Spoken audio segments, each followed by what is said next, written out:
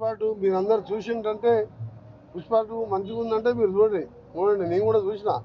కానీ నేను మనకి తెలుగు సినిమాలు ఎక్సెప్ట్ హిస్టరీ సినిమాలు, దేవుళ్ళ సినిమాలు, రాజుల సినిమాలు, తెలంగాణ సినిమాలు తప్ప తెలుగు సినిమాలు చూడదలుచుకోలేదు. ఎందుకంటే 3.5 గంటలు చాలా పనులు చేసుకుని 10 ఊళ్ళకి వేయించేవారు నేను. ఆ సినిమా చూసిన తర్వాత మన యువకులు కూడా ఖరాబ్ అయిపోతారు సమాజంలో. తెలంగాణలో నో బెనిఫిట్ షోస్.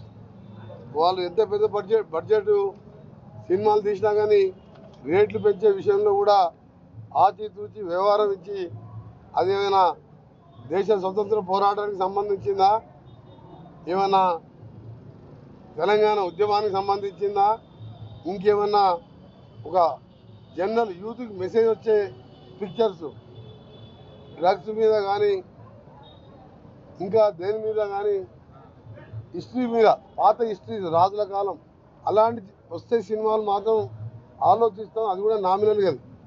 అందులో మాత్రం బెనిఫిట్ షో అసలే ఇచ్చేది లేదు.